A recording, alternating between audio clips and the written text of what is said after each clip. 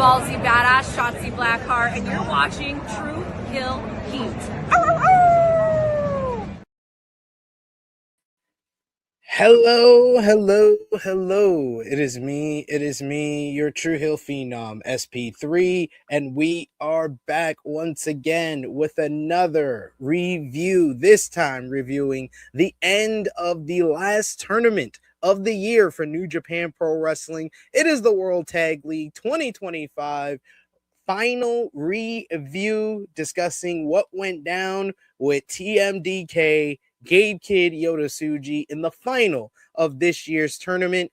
And of course, to do it all and to break it all down, I am joined by my esteemed colleague. He is the MC of the past, present, and future for New Japan Pro Wrestling here on the True Hill Heat YouTube channel. It's your boy, J-News. How you doing?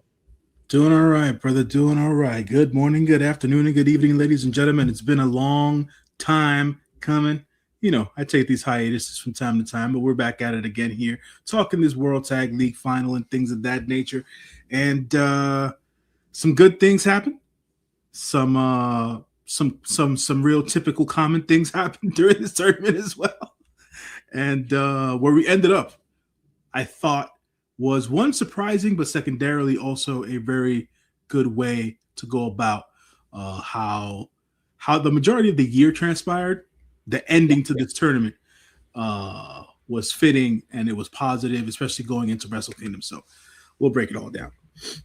Yeah, it kind of fit the theme of the winners of like the tournament from the beginning of the year. You know, we had like Finley win the New Japan Cup, and that felt like a big win for Finley, his first tournament win, and him being kind of a representative of the present of New Japan Pro Wrestling. Then you had Kosei Fujita win the Best of Super Juniors. They kind of went off base with the G1, with it being the final between an AEW guy and Evil. But they went completely off the course with Super Junior Tag League. But World Tag League found their way back to kind of pushing the present and the future of the company. Yeah. That was to me, that was the most important thing.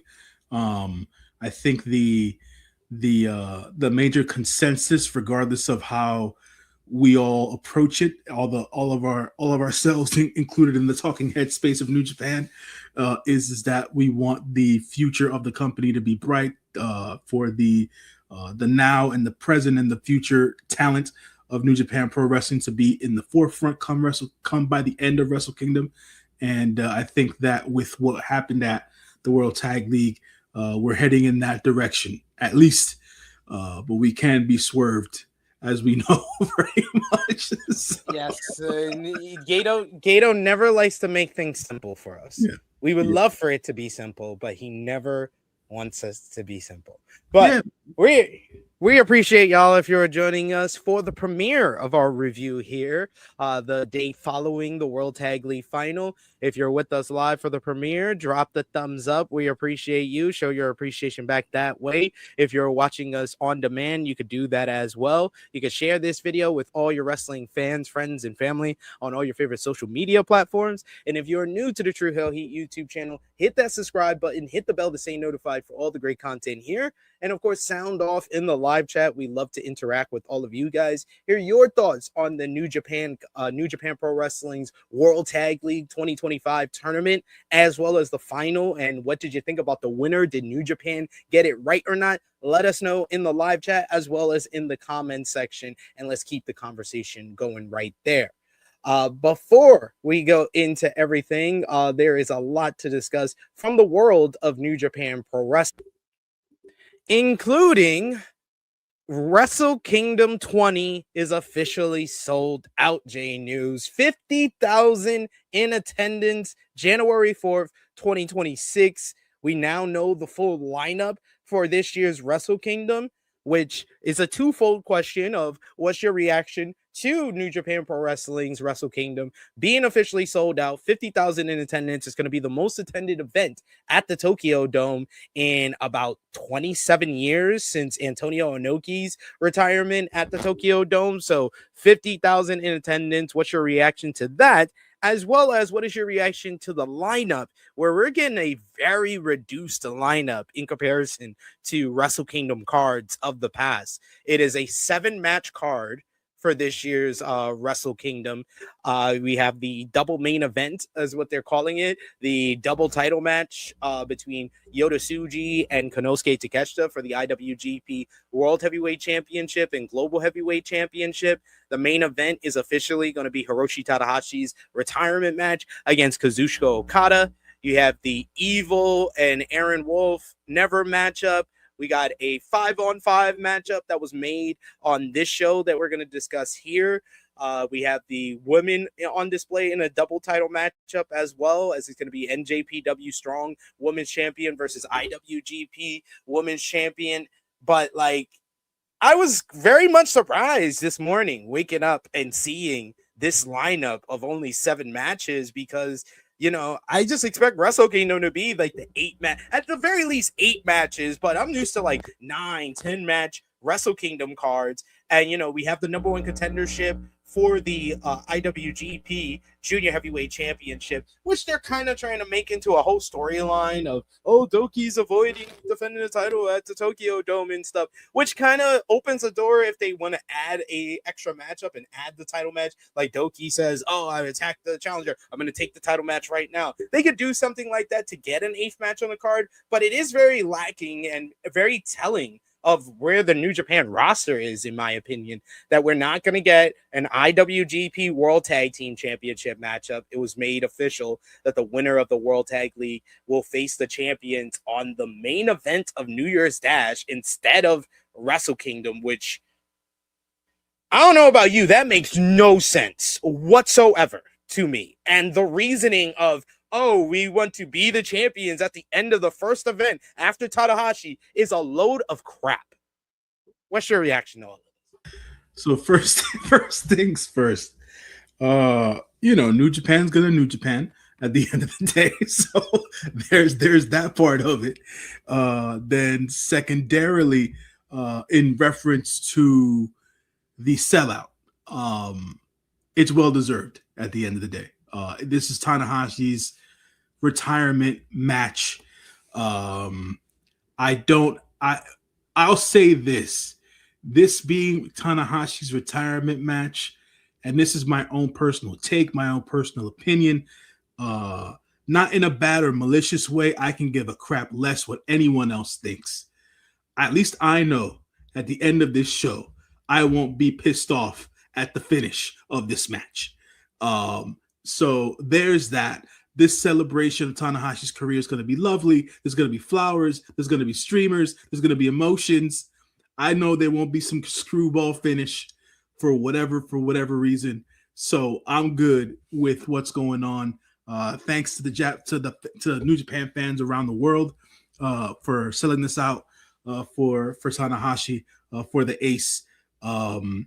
This is a big deal, and he should go out not necessarily on top, but he should go out with as much fanfare as possible. And I think that the attendance and everything about it being sold out is merited and warranted and all that stuff. Now for the card, because I just took a look at it over on NJPW1972.com for those folks who ever want to get NJPW news. Yeah, you know, it's not as long as a card as it usually is. There's that. I took a look at the Rambo, which is going to be for the Never Openweight 6-man tag team championships. It includes pop sensation and performer from DDT, the young man Takechi. He's a part of this particular Rambo. Obviously, they need some sort of celebrity functionality with it, but for all intents and purposes, this young man is actually super talented in the ring. For folks who don't watch DDT, like, this kid can be the man if he wanted to full time. So that, at least from what I've seen via the matches that he's had so far on DDT. So it's interesting to see that he's a part of this Rambo. Obviously, the champions wanted the championships to be on Wrestle Kingdom 20, celebrating the 10th anniversary of the Never Openweight 6-man championships. So that's interesting. So that we'll see how that all breaks down. The ladies match, Shuri versus Saya Sama, that's going to be great. I don't have any issue with that. That should be on Wrestle Kingdom at the end of the day. With everything that Saya's done all year, how big of a star Shuri has been for Stardom. She continues to carry that flag as well.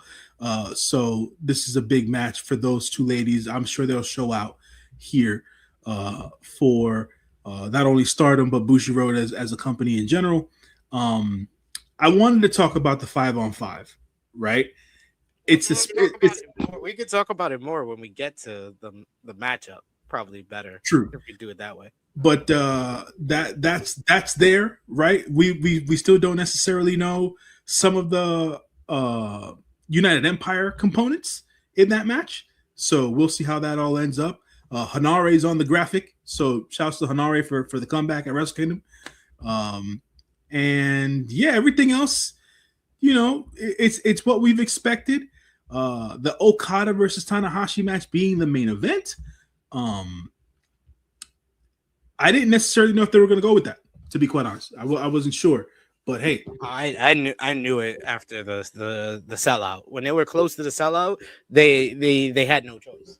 Yeah. So yeah, that I was going to end up there, being that they ended up with the sellout, especially with Tanahashi's retirement. That being the main event made sense.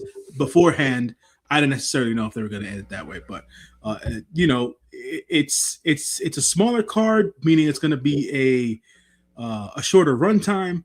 So folks should be okay with that at the end of the day, especially us for those of us who watch from the US. So hey man, we're there. We still have Road 2 shows. I feel like there might be stuff that's added to Wrestle Kingdom. So that's just my take. So we'll see how it all ends up being. But I think that what they have for the time being is solid. I'm not mad about it or anything like that. Especially with the year that they've had creatively. So, I'm in that zone where Wrestle Kingdom 20 is going to be a big reset for 2026 for them. It should have a certain feel by the end of the show, going into the future for New Japan Pro Wrestling. So before we get into the final show for World Tag League, I gotta just say, get it out the way. This was the best tournament of the year for New Japan Pro Wrestling. As far as highlighting the present and the future stars with some kind of nods to the past, Hiroshi Tanahashi, this is his last tournament, and I thought they made each and every one of his matches, especially the bigger ones, special. The match that he had with El Phantasmo against TMDK was one of the great main events of the tournament. I thought they did a good job with that. The biggest benefit, I thought, to World Tag League this year was honestly just the addition of new teams that were exciting. And a lot of them came from the unaffiliated War Dogs alliance that we saw born right before World Tag League. But that really was kind of the boost that World Tag League needed, was mixing up a bunch of these teams. War Dragons with Shingo Takagi and Drilla Maloney is seamless, that even on this show, they just look like they are a tag team, look like a team that can win the IWGP World Tag Team Championships in 2026.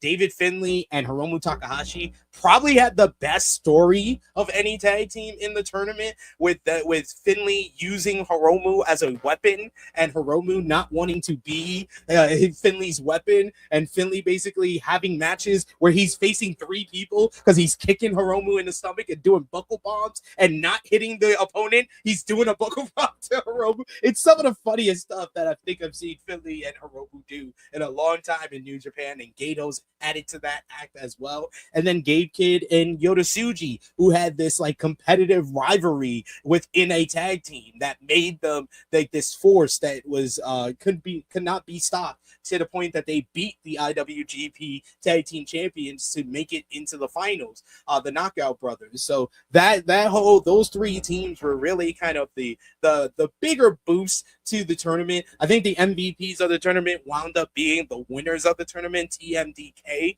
because although they weren't like a traditional like tag team that we've known them as for such a long time, they have a great story where we've seen it over time of Zack taking Oiwa and Fujita under his wing when they were young lions, and then the natural transition that they made going into TMDK, and then them just becoming this seamless tag team where you have the power and the strong style of Oiwa mixing it up with Zack Sabre Jr. and Zack showing a little bit more hard-hitting style similar to Oiwa, while Oiwa's learning kind of the techers at the same time. Like the War Dog unaffiliated teams and TMDK. Then you had like the Knockout Brothers and Bishamon and Shota Umino and Yuya Uemura. This is the tag league that I wanted from Super Junior Tag League, because last year's Super Junior Tag League was similar to this, where it was just so many exciting matches and teams that you can like connect to. That's what we got from World Tag League. It was better than Super Junior Tag League.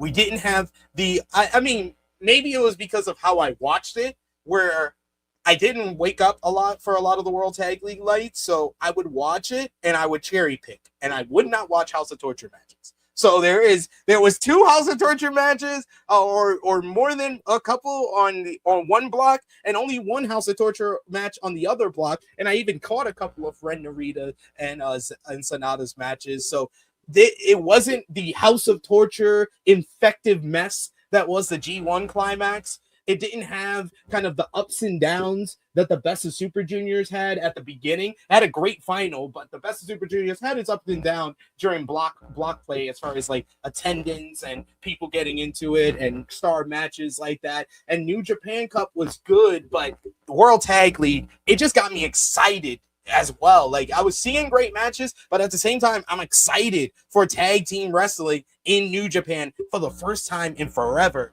This was the best tournament of the year for New Japan. Yeah, I don't really have much to say about that. Kind of covered everything there, to be quite honest. From my perspective, like you said, I think that, putting the offshoot team of the unaffiliated and the War Dogs together, I didn't necessarily know how it was going to work. I thought it was one of those things that they were trying out, right? They were dipping their toes in the water with that whole affiliation, and it really worked out here at World Tag League and things of that nature, especially with what I saw from Shingo and Drilla and stuff like that. The Hiromu and David Finlay stuff was so offbeat, but it worked. And I was like, yeah. Give me more of this. It was just hilarious the majority of the time. Hiromu was beaten and tired because he was being used as a weapon. He was being used and abused while being in the tag team and winning matches. And it's like, this seems about right. Their match with the Knockout Brothers was one of my favorite matches of the entire tournament. That one, I didn't even mention one person I didn't mention who was a kind of a star and one of the lead stories, Callum Newman, and the heel turn for United Empire. I was gonna go there because watching the final and watching how it all unfolded, there was a part of the English commentary storytelling where Walker and Chris Charlton were talking about how Callum Newman was acting a lot like a young David Finlay when he was eventually becoming the leader of the War Dogs. And I was like, is this where we're going with Callum Newman? And I was like, is this the line we're heading towards? And I was like, well, we'll see how it all shapes up. But also, for folks who haven't watched New Japan for a long period of time as well, Callum's body language, the moves he's using in the ring are very reminiscent of one Prince Fergal Devitt from back in the day when he was initially forming the Bullet Club and things of that nature. So, Prince of Pace, Prince Devitt, these these things, they're coming all together here. It's like, all right, they're trying to do something with Callum, which I'm not mad at all. I am a Callum Newman truther at the end of the day, so I want to continue to ride that wave. I think the kid's super talented, and him dipping into the heelishness of things might be the not course correction, but the evolution, his next evolution as a performer and stuff like that. So I'm ready to see as to where that goes and where the United Empire goes, if anywhere, to be quite honest. So, but their tag team, him and Okan really taking a different perspective on how he went about going about this tournament, and him being the orchestrator, basically. He's the strategist now. Yeah, he's the strategist now. You know what I'm saying? He is Sun Tzu, for those who know. So he's definitely evolved character-wise in that sense. The in-ring, not so much, but hey, it's Okan. So, there's that of it. And it's been interesting to see Jacob Austin Young, the JAY, flank these guys during this tournament. Because he's taking all the bits of rage from these losing teams and stuff like that. It's like they're just leaving him out there. He's fodder for the fire. And it's like, yo, he's really a young boy now. You know what I'm saying? So they've definitely changed their approach to the United Empire as a team, as a faction, as a tag team. I'm going to say, out of this tournament, right? It seems that what's left of the United Empire is going to stay there. I just don't know if they're going to add members or get rid of members. That's going to be interesting going into the future and stuff like that. Well, they're definitely going to add members because we know about the 5-on-5, but we'll get into that more. We'll get into that. Talk about that matchup. From a tag team perspective, though, it was like you were saying a lot of what you were saying before about the tag league within itself. It was a breath of fresh air to see what it was that Callum and Okan were doing, just from a character standpoint, because New Japan needed that at the end of the day. So I wanted to point that out as well. And, I think the Knockout Brothers here, not that they lost any luster to what they brought back from Excursion, but like Walker and Chris were saying during commentary, they can be beat now. So at the end of the day, we'll see how what that turns into at Wrestle Kingdom and for the year 2026. But the World Tag League, I definitely agree with you. SP3 was the best tournament of the year so far for New Japan. They definitely needed some positivity going into Wrestle Kingdom, and World Tag League is exactly that. So let's get into the final show. The final show took place from Kumamoto. We had 2,686 in the building for the show. What did you think about the crowd in Kumamoto? First off, they've been to Kumamoto before, and they ain't never looked like that. So give them credit where credit is due. Obviously, it has a lot to do with the fan base knowing that this is the final time that they were going to see Tanahashi. I don't know if you noticed this or not, SP3. It came, at least from my perspective, this is what it looked like when I was watching the final show yesterday. It seems like Tanahashi might not be the only one on his way out here, with the way that they were celebrating Kojima during the end of certain matches as well. Nothing's been stated officially and stuff like that, but the way he was being celebrated at the end of matches made me feel a certain way. So I'm not too sure if Koji's going to be back doing any of the rounds with New Japan, or if this is going to be his final time appearing at some of these places. So that was something that I picked up on throughout the bits and pieces that I saw throughout the tournament, and especially last night. So I was wondering to get your thoughts on that, if you noticed that, or if that's something that you picked up on, but because it's something that stood out to me specifically. Well, they were doing that a lot during the World Tag League. I wouldn't be surprised if Kojima is signing off or retiring, but I would think they would announce that ahead of time. Yeah. Maybe he's waiting for the beginning of the year to be like, this is my final year. Yeah, I think that might obviously, not to take anything away from Tanahashi and things of that nature, but it did feel like that as well. Like he's signing off. Like this might be the last time we see him and stuff like that. And it's like well deserved at the end of the day. He's had a tremendous career and stuff like that. But I'm just wondering as to where we're gonna if that's something that's happening and things of that nature. Because like we know, Tana's retiring. Obviously, everyone knows John Cena just retired.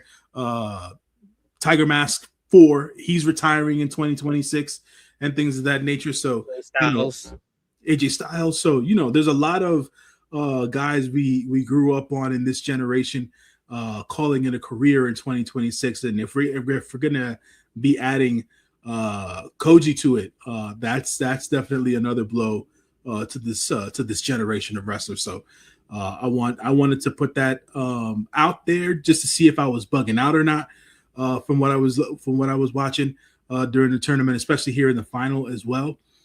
So we'll see as to what they announce in the coming weeks and months and stuff like that. But that's definitely what it felt like, though.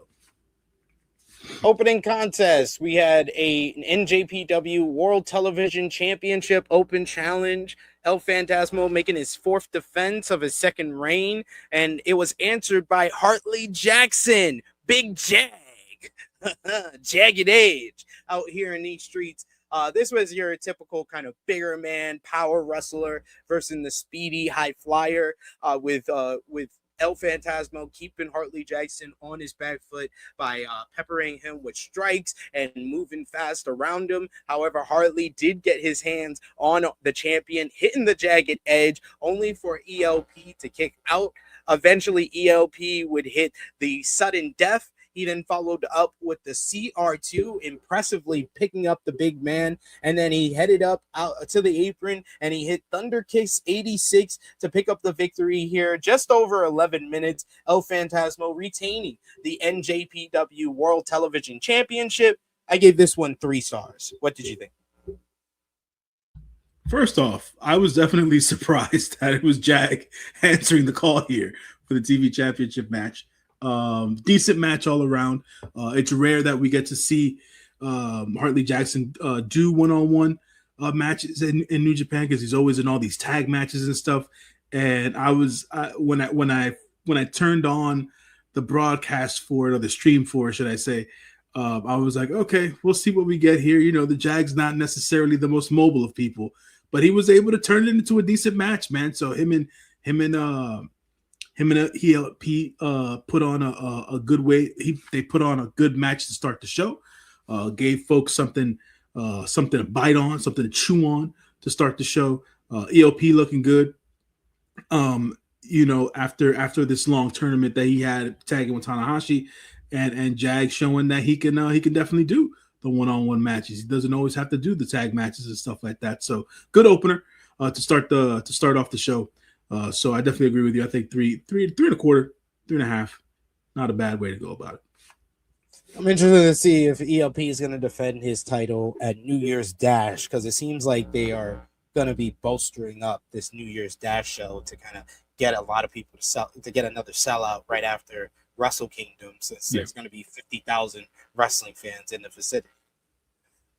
But the second matchup on the card, we had 5-on-5 action, 10-man tag, as we had a whole bunch of Hontai representatives in this one. As on one side, it was Tatsuya Matsumoto, Katsuya Morishima, Bolton Oleg, Yoshihashi, and Hiroki Goto Bishamon versus Masatoru Yoshida, Alex Zane and Lance Archer, Monster Sauce, and Satoshi Kojima and Taichi, better known as Team 100. So a bunch of representatives from this year's World Tag League involved in this one. Nice back and forth between the two teams. Nice showing by the Young Lions, who showed a bunch of fire, especially going up against Kojima for the two Young Lions on the opposite team. We had a fun little spot where they did a pile up on top of Kojima and his poor old broken down body, being all this humanity on top of him. Eventually, though, Kojima would recover and he would hit Matsumoto with the lariato to pick up the victory for his team. this was a pretty decent matchup as well. I gave this one 2 3/4 stars. What did you think? I was here for the monster sauce, man. Those two guys are some of my favorite guys to watch. Lance Archer just felt rejuvenated in during the tag league tournament and stuff like that. Not to say that he's phoning it in and when he's in AEW, but he's just asked to stand around and stand behind Don Callis. Yeah, like he's just there for the DCF. He's not really necessarily doing much. And him being paired with Alex Zane, the sauce. That dude, he's been tremendous for years, man. It's always good to see Alex Zane in a New Japan ring. So I was just glad those guys won their match. The Young Lions, during the broadcast, it was brought up a lot about which one of the Young Lions are going to go on excursion, where they're going to be going on excursion, and things of that nature. So look out for that going into the future. But, typical Young Lion based Young Lion featured match here. A lot of the move sets have been expanded, so we're seeing a little bit of the individuality there with the Young Lions as well. At least the more senior ones, and that's cool to see. So we're getting prepared to lose some Young Lions to excursion, and we're probably gonna be gaining some more Young Lions because that No-Gate Dojo is filled to the brim. So we'll be seeing some more new faces come Wrestle Kingdom and later on and whatnot. But definitely, it was a multi-man New Japan match. You know how I feel about them, but at the end of the day, it's always good to see that everyone who participated in the tour and in the tournament got onto the last show. Yes, it was a babyface versus babyface matchup as well, which I will take over the next matchup because the next match was House of Torture. Don Vale, Sho, and Yoshinobu Kanemaru versus Shomo Kato, Shuji Ishikawa, and El Desperado. Desperado and Ishikawa were a team in World Tag League. So was Don Fale and Evil. This one, you had two of the Young Lions from the House of Torture here. Ishikawa got to look strong early on against the juniors from House of Torture. Then you had a nice exchange between Sho and El Desperado. A little preview for the 4-way coming up at Wrestle Kingdom.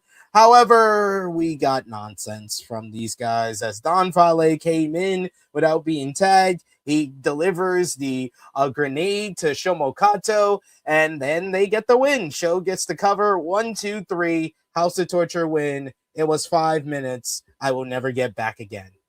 1 star. Yeah, man. The House of Torture stuff is still... It's still not it, bro. It's still not it. And I still don't enjoy it. And the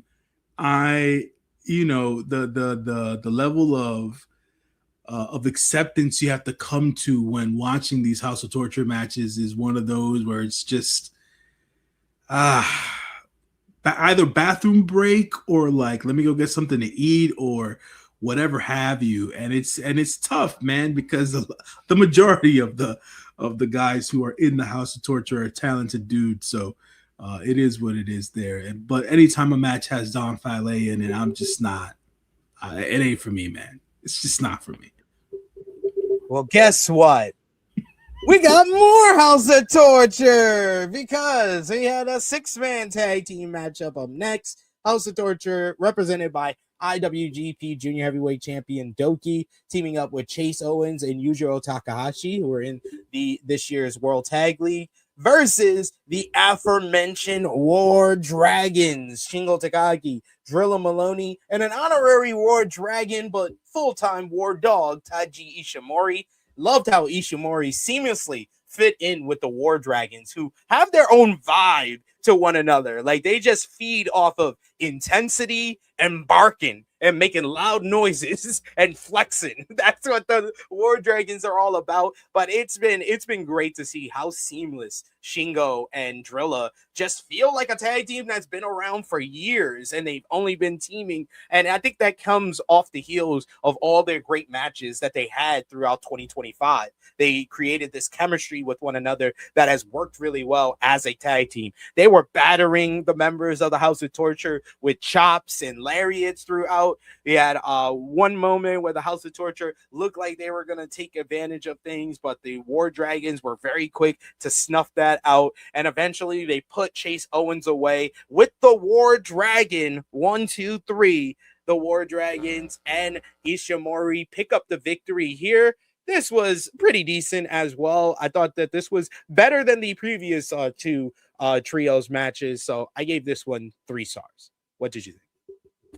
Yeah, man, good synergy between the War Dragons and Ishimori on their side. And, you know, more House of Torture crap is never necessarily the best thing, but it was there, you know. I'll say for all intents and purposes that this was good enough for where it was on the card.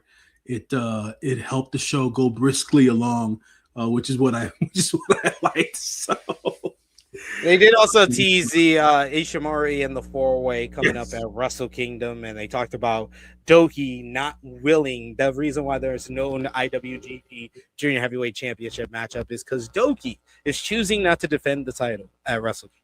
They did say that, but at the end of the day, it's like you said much earlier here on the stream, bro. Like, it just shows you where the junior division is on the New Japan totem pole. Shout out to Sanal. Sanal made a video about this on her YouTube channel for y'all who want to go check that out. Sanal's life and things of that nature, how the junior division has basically been shafted in New Japan Pro Wrestling and things of that nature. Yeah, this was there, man. This was there. Yeah, that's an element that definitely was there. But better trios matchup was coming up as we had Hontai represented by the ace Hiroshi Tanahashi. Last time in Kumamoto, he's teaming up with Shota Umino and Yuya Uemura, the future of Hontai, as they face the Knockout Brothers, Asuka and Yuto Ice, with their War Dragon unaffiliated young boy, Dake Nagai. A lot of this matchup had to do with the weird kind of dynamic that is between the Knockout Brothers and the guy who has been their third in a bunch of trios matches on their non-block nights during World Tag League, where they proceeded to lose pretty much all of their trios matches on those non-block nights, and literally it would all come because of Dake. So you had moments in this matchup where Asuka and Yuto refused to tag him in, and that was used against them, as Hontai was the much better unit together. They were together as one. Dake Nagai basically takes advantage of the fact that Hontai were able to reverse things on the Knockout Brothers, leading to them heading into the corner. Nagai tags himself in, and he starts looking good. He's actually puts down the ace, actually gets a near fall on the ace as well, until the Hontai trio comes together. They take out Yuto Ice, they take out Oscar as well, and eventually they take out Dake Nagai with Hiroshi Tanahashi, hitting the high fly foe to pick up the victory here in trios action. This was a fun one. I enjoyed this more than any of the previous multi-man matches, so I gave this one 3.25 stars. What did you think? Yeah, this was fun, man. I thought that Tana being out here with Uemura and Shota Umino was fitting, especially how within the last couple of years, those have been the two of the younger generation guys that he's really put his stamp on.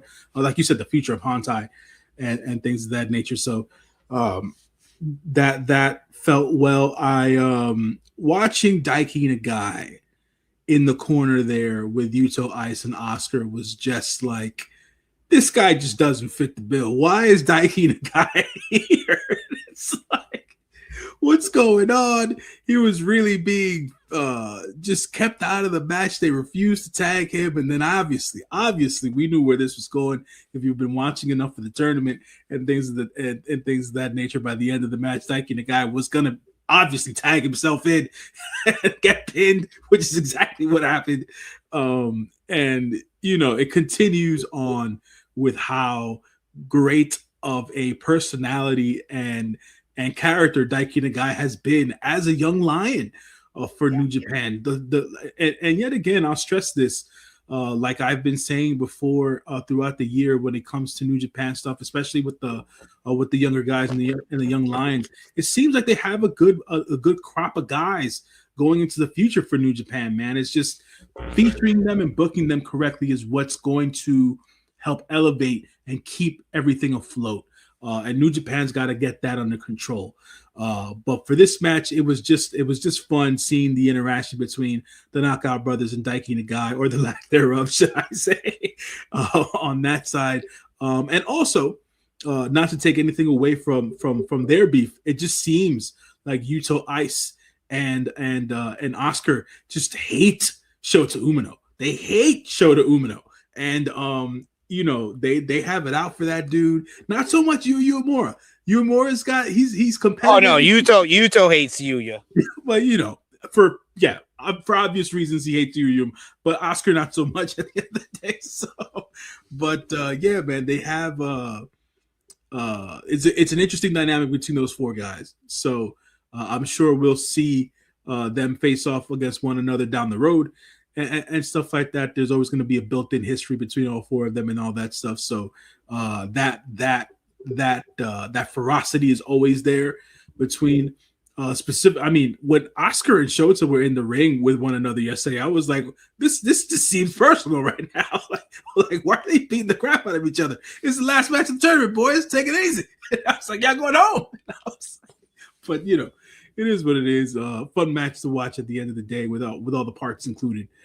So yet again, another necessary part to the final show. But the stories are still there between everybody involved. So I definitely like this one. Yeah, this was a fun matchup. It didn't have too much kind of like storyline kind of development towards Wrestle Kingdom, but I think they were kind of saving all of that for the latter half of the show. Yeah. Starting with the next matchup, we had Callum Newman and the Great Okan of the United Empire versus the War Dogs unaffiliated alliance that is David Finlay and Hiromu Takahashi. This one starts off wild right from the start as Hiromu and Finlay, they attack the United Empire in the entranceway, and we got a full-on brawl that goes throughout the building. We got fights in the crowd. We got guardrails and chairs being used. We got you got Finlay and Callum on one side. You had Finlay and Great Okan going at it. Then Callum is beating up Hiromu and throwing him into the chairs. We finally get back to the ring, and it's still a brawl. It's fists are flying. Everybody's hitting big moves, big super kicks, big lariats. It just started from like the third gear, and you could tell right from the start of this matchup, this was not going to go long. We get Eliminator by David Finlay by Great Okan. Eventually, the War Dog unaffiliated combination looked like they were on their way to victory. Finlay was on the comeback against Great Okan when Callum Newman comes in with a steel chair and launches it at the head of David Finlay. He then throws Finlay outside, throws him into a ring post, busting Finlay open. He then brings Hiromu into the ring, and he hits him with the GHC Junior Heavyweight Championship. He lays him across the Junior Heavyweight Championship that he just spit on, and then stomps his head into the GHC Junior Heavyweight Championship. Eventually, they get Gato into the ring, and we see once again the Great Okan, the strategist of the United Empire. He directs and gives a chair to Callum Newman to complete what he was going to do a few nights earlier and Pillmanize the neck and throat of Gato. He puts it around his neck, but before he can complete the deed, Finlay finally recovers. He comes in with the shillelagh. Out comes Shingo Takagi and Drilla Maloney, the War Dragons. They get a hold of JAY, and the War Dogs of unaffiliated combination take care of him. Then Finley gets on the mic and he said he is sick of this. Callum Newman has been making his life a living hell towards the end of this tournament, and he wants to finally put the United Empire away. He says that he was the man that sent his leader, his mentor, to the arms of Tony Khan, and he's going to do the same, and he's going to finally end United Empire, and he wants to do it in the Tokyo Dome. He tells Callum Newman to bring who he wants to bring. He'll bring his crew, and they'll finally settle this. Backstage after this, with the post-match comments, Callum Newman and the Great Okan accepted the challenge, except Callum Newman said he wanted to do it on his terms. He wants to do a 5-on-5 matchup where it will be David Finlay and the War Dogs unaffiliated combo versus the United Empire led by Callum Newman and Great Okan. He announces that Hanare will return to in-ring action at the Tokyo Dome at Wrestle Kingdom 20, and he says that he might even have some new members of United Empire to join him. So the question is, who's going to be the new members of United Empire that's going to join him, or is it going to be old members of United Empire joining him? All right, and what do you think about this matchup? This was a fun brawl. These like I said at the top of the show, Callum Newman and Great Okan were really like cuts two of the best characters with the heel turn that we saw for United Empire. The Finlay and Hiromu had like the best dynamic, so it was cool here to kind of see them working more cohesively, kind of coming together after working together throughout World Tag League. They were kind of finally together as a whole in this one, but the DQ finish kind of made this more of an angle than a matchup. So I'll give it 3 stars. What did you think? Yeah, one of the better shot angles at a show that I've seen them do in a while. I had never seen Hiromu Takahashi shoot out of the back like a cannon and get involved in such a violent manner. So I was like, okay, this is different. This is different here. So, and then like we were mentioning before, when we talking about getting to this match, especially the evolution and the development of Callum Newman as this heel character, as this newfound, dare I say, leader of the United Empire, that he squarely is, no matter what anyone else wants to tell you out there in the world of professional wrestling. So there's that about it. And yeah, man, it was interesting. Like I said, it was interesting seeing the graphic for the match, having Okan, Callum Newman, and now they're returning Hanare. He, like you said, he made that announcement there with the backstage comments, and then 2 new members. I think it's going to be new members. To be quite honest, I don't think it's going to be anybody returning. I don't think Akira is still healthy enough to come back for a match. I don't think TJP is going to be involved in this at all, or Templario. If I'm being completely honest.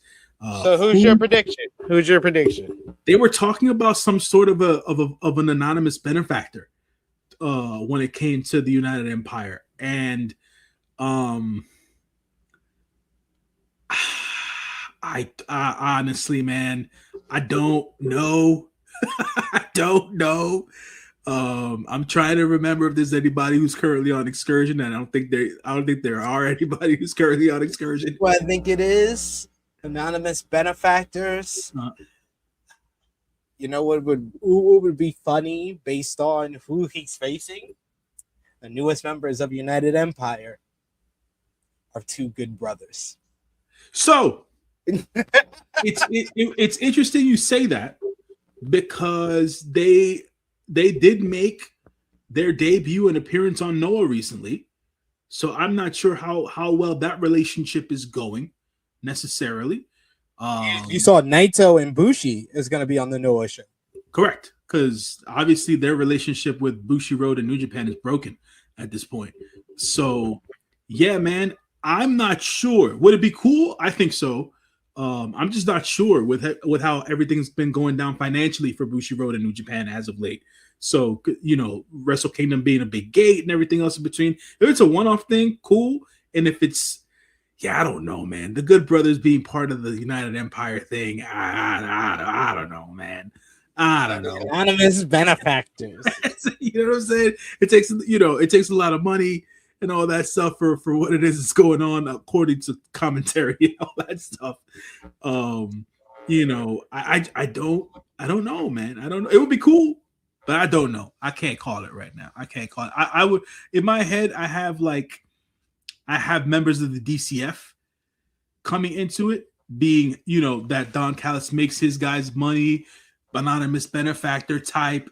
There are ties to the United Empire in the Don Callis family, if we're being completely honest. Former members of the United Empire, or they never stopped being members of the United Empire, if we want to take it there. So that's a possibility come January 4th. Hey, I would love to see. I would love to see Aussie Open. Yeah, come back to New Japan. That would be great. Absolutely, man. I would love to see it, and so that I think that's a possibility at the end of the day. Being that, you know, AEW and New Japan and CMLL are married at the end of the day, so I think that's a possibility there. But I wouldn't discount the Good Brothers thing. I think that it would be kind of odd with their current or their recent no appearing and things of that nature. But we'll see. Anything's possible. Next was the semi-main event, Never Openweight 6-man tag team championships up for grabs. We got Master Wato, Yo, and Toru Yano making their third defense against Sanada, Ren Narita, and the King of Darkness, Evil. This one was House of Torture matchup. There was shenanigans. There was interference galore. There was a false finish as they took out the referee, and then Kanemaru puts on his referee shirt. Sanada put on the freaking skull end and basically gave the pin, gave the win for his team, according to Kanemaru, because they had the bell ring. But eventually the referee would recover and the match would restart, and we would get a little bit more of an actual matchup instead of House of Torture nonsense. But it's still a House of Torture match at the end of the day.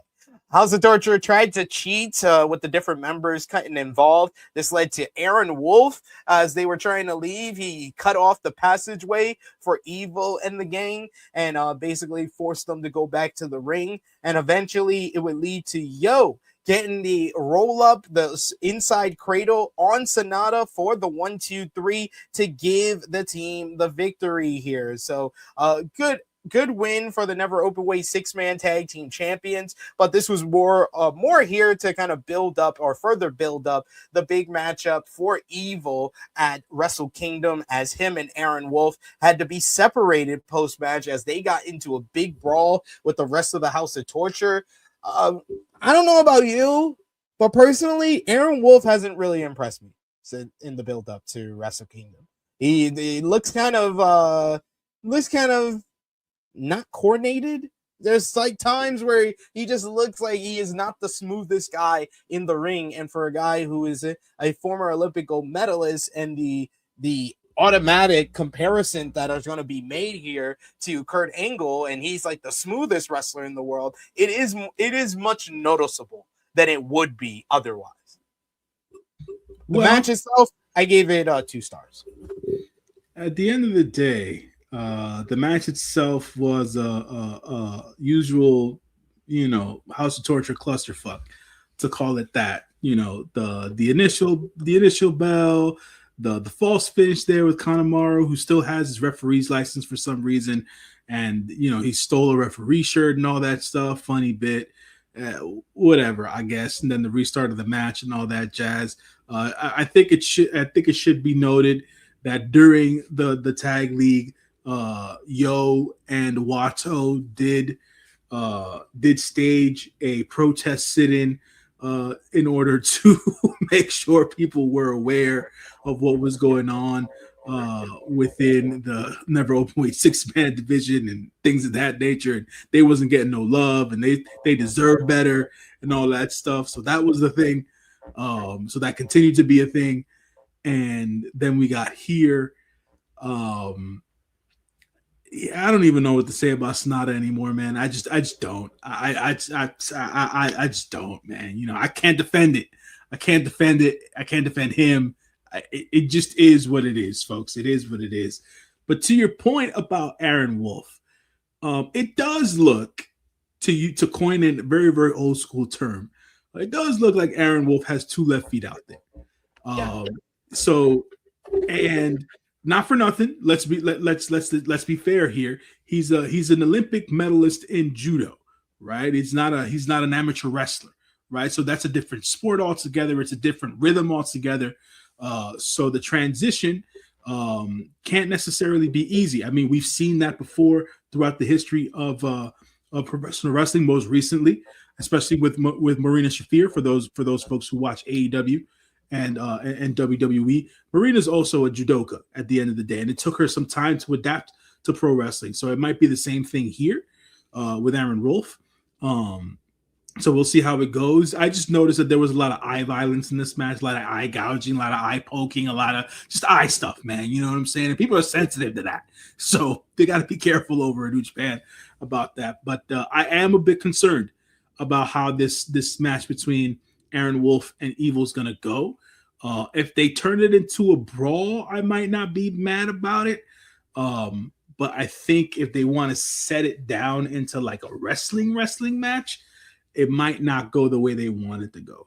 So, and honestly, looking at the card for Wrestle Kingdom, it really feels like New Japan has booked it in a spot where it's okay if it's not that good, because I think the 5-on-5 or the 4-way is right before it, and then right after the matchup is the 2 main events, what everybody's there for. So you won't really we won't hold on to it. It might damage the reaction to Takeshita and Tsuji early on, but even if it's horrible, I think the final 2 matches will bring the fans back and they can close out the show strong. Yeah, I definitely agree with that. It shouldn't be a long match anyways at the end of the day, so it'll be a blip on the radar for Wrestle Kingdom at all. If anything, but there is. I do have growing concern about this match specifically. I'm not too sure how far. I'm not too sure who made the decision to have this match go on to Wrestle Kingdom and why they thought it was such a big deal. There's definite concern going into Wrestle Kingdom this match for good reason. But it was time to talk about the final what we're all here for, the World Tag League 2025 final. You got Gabe Kidd and Yota Tsuji, you got TMDK, Ryohei Oiwa and Zack Sabre Jr. Gabe Kidd and Yota Tsuji coming out of A Block. They defeated the IWGP World Tag Team Champions, the Knockout Brothers, in the semifinals to advance to this spot. TMDK defeated Bishamon in one of the best matches of the entire tournament to head to the finals, and then we had the final matchup.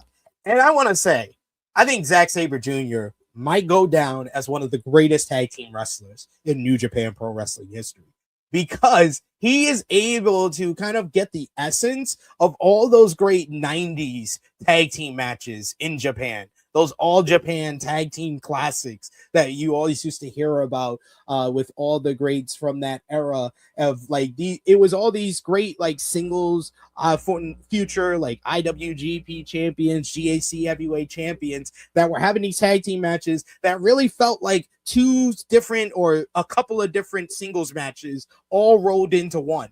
And I think that is what the magic of Zack Sabre Jr. has been in this tournament. He's able to have these callbacks to all these great matches he's had with people in the past. That's why I think the Bishamon matchup might be the very best, even better than this final, the very best matchup of the entire tournament, because it felt like Zack was having 2 separate matches based on his history with Yoshihashi and Hiroki Goto. But the only reason I would say this final is as good or better than that matchup is because he did the same thing here with Gabe Kidd, where they basically had the sequel that they weren't able to have in the G1. They had it in this matchup. They had a couple of different exchanges with Zack, with the Techers meeting Gabe, who was just on a mission to beat the ever-living hell out of TMDK in this matchup. But the real nature and the real story of the matchup was the two different teams and their two different mindsets, their two different game plans. Whereas TMDK is more of the cohesive unit. They do a lot of double team moves. They work together. They break the opponent down. They have the different strikes, and their tag team finisher of the chaos theory into the jackknife pin has been the winner for a lot of their big matches throughout the tournament. Whereas Gabe Kidd and Yota Tsuji are rivals who have now become tag team partners. But the rivalry is still continuing within the tag team partnership throughout this tournament. They've had their disagreements. They've had their miscommunications because both men want to be the alpha in their team. And we saw that throughout this matchup with Gabe Kidd really taking the leadership role in the team and getting them on the same page. The War Blaster has kind of been their game winner, and they looked for that a few times throughout this matchup. And then for Ryohei Oiwa, this was the big story coming into the matchup, what commentary kind of laid on us, is that all these guys in the matchup are all top guys. You got the IWGP Global Heavyweight Champion, Yota Tsuji. You got the former Global Heavyweight Champion, Gabe Kidd. You got the former IWGP World Heavyweight Champion, Zack Sabre Jr. Ryohei Oiwa, not only is this his first tournament final, this is his first main event in New Japan Pro Wrestling, and boy, oh boy, did he come and deliver in this one. He brought the intensity. Him and Gabe Kidd were just different vibes, and the battle at the end turned this up and turned up the intensity to otherworldly levels. When they start trading those strikes and they're just popping, and you hear the snap, you hear the strike, you hear the basically the elbows meeting the chin of each other, and then at one point Oiwa blasts Gabe with a big forearm, and Gabe says that his tooth popped out. He shows his missing tooth, and then he just goes ham. I just forget the final 5 minutes or so. You just forget this is supposed to be a wrestling matchup, which intensively is not supposed to be real. But this felt as real as fuck when Gabe is just slapping the shit out of Oiwa. And then the timing on the War Blaster, you thought it was over right there, but Zack was able to make the save as Tsuji wasn't able to basically locate and pinpoint Zack before making the save. They try for another War Blaster, but Zack is able to recover after a tope suicida from Tsuji. He pulls him out right at the right time as Oiwa and Gabe are colliding with one another with lariats. They collide once, they collide twice, and on the third time, it is Oiwa who hits a beautiful timed grip, the turnaround, the discus lariat, turning Gabe inside out as Zack holds on to Tsuji, puts him in an ankle lock while he's desperately trying to get into the ring to give TMDK the win. Oiwa pinning Gabe Kidd to pick up the biggest win of his NJPW run so far. TMDK are your World Tag League winners for 2025 in what I thought was an excellent matchup. This felt like a masterclass in Japanese tag team wrestling, because I feel like the elements of tag team wrestling are different in Japan than it is in America. But there was also elements of American style with the tornado tag feel of the final few minutes of this matchup. But like I said, these were just two great singles matches that came into one and just made for one of the best tag team matches I think I've seen all year. I gave this 4.5 stars. What did you think, Jake? I thought it was a great match, man. I thought that these two teams collectively brought a lot of fire to one another, let alone the arena at the end of the day. Shouts to Gabe, man, for the simple fact that it seems like Gabe is out here being lean and mean. Is in the best condition he's been in quite some time.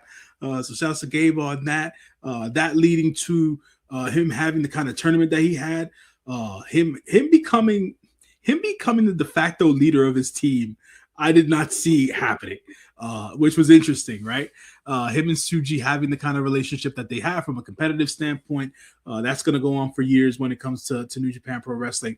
But them coming together, or lack thereof, even though it was for the betterment of their team throughout the tournament, was quite the story within itself. Zack having that fatherly, that brotherly role to Roy here, and teaching him everything he needs to know in order to be the next guy basically, right? Even though this was a tag team tournament, he's also advising and embedding these different things and teaching Roy the Techers in order for him to have this variety in his wrestling ability, in order to be able to surprise folks when it's necessary during a match, so he can keep things, so he can keep his opponents light on their toes and things of that nature. So that was an interesting a part of the story throughout the tournament as well. And in this match specifically, it was unique seeing Roy apply the Techers during the match, and I was like, oh, he's really learning this shit. So that was pretty cool about it. Zack Sabre Jr. is one of the better performers in professional wrestling nowadays, man, and he continues to show that throughout the tournament, especially in this match. Fantastic match between all four parties involved. Obviously, Tsuji has his semi-main event coming up at Wrestle Kingdom. I don't necessarily know where Gabe's gonna fit in with anything. He's not. He's a part of the War Dogs unaffiliated team against United Empire. Okay, so there's that for Gabe. Obviously, we just saw TMDK win the World Tag League here, so they'll be facing the Knockout Brothers at New Year's Dash, which I think is stupid. It's a wrong decision. Yes, that's the main event of New Year's Dash, the World Tag League winner versus IWGP Tag Team Champions. There's no reason to do this. Like you don't have a match for any of these four guys at Wrestle Kingdom. Like this would have made sense if Gabe and Tsuji won World Tag League to do the tag team match on New Year's Dash because Tsuji's already booked. But if you don't have anything booked for any of these guys, why not just put the tag team matchup on this card? I think an 8-match card looks a little bit better. And you're probably just going to use these guys in the Rambo, which is a shame because Zack Sabre Jr. headlined the Tokyo Dome 2 nights in a row last year, and now is not going to be at the Tokyo Dome this year. Yeah, that doesn't sit well with me at all. I thought they were gonna head into Wrestle Kingdom, but if they're gonna be part of New Year's Dash, yeah, I'm not a fan of this move at all whatsoever. I'm a fan of TMDK winning the World Tag League. Don't get me wrong. Same. Yet again, unique, different. Didn't think that they were going to go this route. I believe I ended up picking Bishamon at the Bishamon. We both did. We both picked Bishamon. Sanal picked War Dragons. Yeah. So none of us picked CMDK. TMDK. So that was definitely a surprise, a unique surprise, but one that was warranted, especially with the story that they continue to build throughout the tournament here. If they're in the Rambo, man, that would just be, I'm not a big fan of that stuff, man. I'm not a big fan of that particular decision there. So there's that, but fantastic match. Folks, go back and see the World Tag League final. It was definitely a great in-ring story being told. It was a good culmination to what the tournament was this year in 2025. So like SP3 stated before, World Tag League was definitely the best New Japan tournament of the year. So go back and watch it when you have some time. We're still about 2 or 3 weeks away from Wrestle Kingdom, the road to Tokyo Dome shows. I'm sure we'll have some story beat developments here and there, but we'll try to keep you abreast of stuff as it happens and things of that nature. But terrific match. 4 1/4 stars for me here with this particular match. If I'm giving it a rating, it's you put it very, very well by comparing it to the old school Japanese wrestling, all Japan type matches, specifically between these 4 guys. Because they're all top guys outside of Roy, and Roy will be a top guy one day. Let's rest assured. And this win should help along in that journey. So that's what I got the vibe watching this, and that's why I enjoyed the hell out of, especially the final 5 minutes is just like, check this in my vein. It's been a while since I had that new Japan where I'm like, okay, I feel the adrenaline. Let's go. But yes. We've made it to the end of another review. So let us know in the live chat, in the comments, what's your ratings for the show? What was your match of the night, your MVP, your LVP, your moment of the night? Whether you gave the show a thumbs up, a thumbs down, a thumbs in the middle, and out of 10, what did you give the show? for me, NJ News, for NJPW's World Tag League 2025 final in 3, 2, 1. Mostly for the final. I give this one a thumbs up out of 10. I'm going to give this show a 7 out of 10. Yeah, that was my take home, 7 out of 10 as well. The final really brought it up. The semi main within itself, even though it had the shenanigans going on, I thought what they gave us match quality wise wasn't bad. It was just more House of Torture crap was what it was. I thought that the angle that they played up between the United Empire and the War Dogs was also another positive bit for the show as well. So that boosted everything else that happened during the show as well. And I thought that the starting match between ELP and Harley Jackson was also a good way to start the show off as well. And then everything else was just a multi-man match. And that always tanks the overall grade of a show because there's so many goddamn multi-man matches. But there's that. And obviously, Tanahashi's last show and Kumamoto. And like I stated before, if folks are tuning in at a later pace here in the show, it does seem like Kojima is winding it down.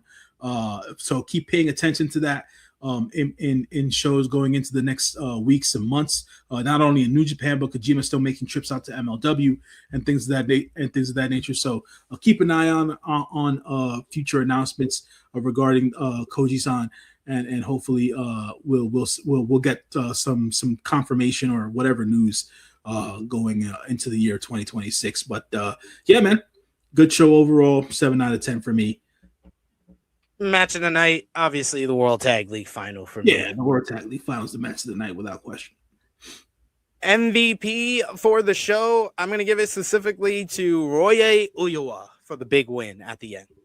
Big Roy, man. Big Roy deserves a lot of love because I feel like he's the forgotten guy out of the newer generation guys. You know what I'm saying? So I think this was definitely one of those moments where he stepped up and he stepped up big, and he definitely let his star shine. So I agree with you, man. MVP of this was Roy. LVP, House of Torture. As always, they always take that bit. As always, Yeah. We're gonna start calling it the House of Torture LVP award. They're just gonna name it after them at this point. Moment of the show, I'm gonna give it to Roy popping out Gabe's tooth because that's when I think the match went to a next level. Even though I know it was a work. Yeah, I was gonna say, I was like, there was no blood, man. Where was the blood, brother? I was like, that tooth been gone. But professional wrestling at its finest. Shouts to Gabe Kidd. Moment of the show. Man. I think for me, it might be cheap at the end of the day, but it is what it is. Callum Newman throwing that chair at David Finley's face. What's the moment? Of course, this guy thinks that's the moment of the night. We've made it to the end of our World Tag League 2025 final. Want to thank you guys for joining us. We got a few more. I think we'll have a year-end wrap-up. I think we're doing like a New Japan tier list, similar to our AEW and WWE tier list, where we're going to put all the New Japan roster in a tier list for their work in 2025. And of course, we got our NJPW Wrestle Kingdom 20 preview coming up. That's going to probably be the last week of 2025. So you got that to look forward to. But J-News, thank you as always for joining me. Let the people know where they can follow you on social media and when they might see you again. You guys can follow me on social media on the Twitter machine at JohnLYFNMG. Follow me on Instagram _JONJY. You'll see me again for the AEW World's End preview and hopefully the review as well, which will be at the end of the month as well. So check me out here on True Heel Heat for that. And you could also check me out Sunday afternoons, 1 p.m. Eastern Standard Time on the Hit the Ropes podcast on my individual YouTube channel and Dolores's individual YouTube channel. So check us out there on Sundays at 1 p.m. Eastern Standard Time. And that is it for me. Indeed. Go over and support J-News. Go over and support Sanal's life. She'll be back with us for our Wrestle Kingdom 20 preview. You can follow me on the Twitter machine at TrueHillSB3. You can follow the gang, Facebook, Twitter, Instagram, TikTok at TrueHillHeat. Patreon.com/TrueHillHeat.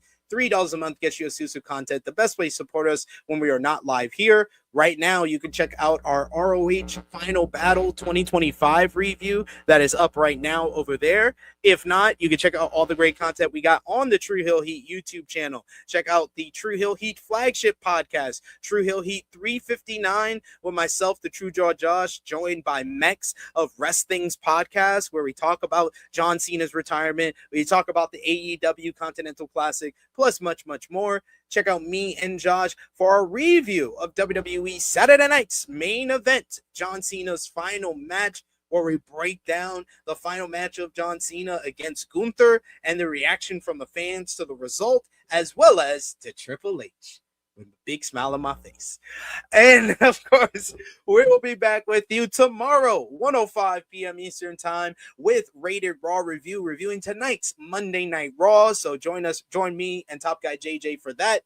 Before J-News, it is me, your True Hill Phenom, SP3. This has been our NJPW World Tag League 2025 final review. We are signing off until next time.